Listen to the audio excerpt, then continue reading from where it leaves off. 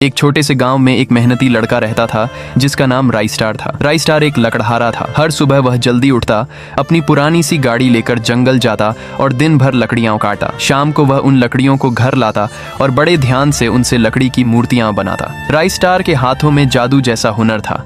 उसकी बनाई हुई मूर्तियां इतनी असली लगती थीं कि लोग दूर दूर से उन्हें देखने और खरीदने आते थे। और राइस्टार दिन ब दिन अमीर होता जा रहा था। एक दिन सुबह हमेशा की तरह राइस्टार जंगल गया। वह लगातार पेड़ काटा रहा। धीरे धीरे उसने आधा जंगल काट दिया। थककर उसने अपनी कुल्हाड़ी एक बड़े पेड़ के पीछे रख दी और कटी हुई लकड़ियों को गाड़ी में भरकर घर चला गया। लेकिन जल्दी में वह अपनी कुल्हाड़ी जंगल में ही भूल गया। रात हो चुकी थी। जंगल में गहरी शांति छाई हुई थी। हवा भी धीरे धीरे पेड़ों के पत्तों को हिला रही थी। तभी अचानक पेड़ों के पीछे से हल्की सी हलचल हुई। अंधेरे से एक अजीब सा दानव बाहर निकला। वह दानव पूरी तरह सोने का बना हुआ लग रहा था। उसका शरीर ऐसे चमक रहा था जैसे उसमें सूरज की रोशनी कैद हो। जैसे ही उसने जमीन पर पड़ी राइस्टार की कुल्हाड़ी उठाई, झमाक, कुल्हाड़ी अचानक सोने की कुल्हाड़ी में बदल गई। पूरा जंगल एक पल के लिए सुनहरी रोशनी से चमक उठा। दानव धीरे से मुस्कुराया और फिर अंधेरे में गायब हो गया। सुबह हुई। राइस्टार अपने घर में सो रहा था। अचानक उसे याद आया, अरे मेरी कुल्हाड़ी तो जंगल में ही रह गई। वह तुरंत उठकर जंगल की तरफ दौड़ा। जंगल पहुंचकर उसने घंटों तक अपनी कुल्हाड़ी ढूंढी। आखिरकार उसे वह पेड़ के पीछे मिल गई। जैसे ही राइस्टार ने कुल्हाड़ी उठाई, उसने देखा कि कुल्हाड़ी सोने की तरह चमक रही थी। राइस्टार थोड़ा हैरान हुआ,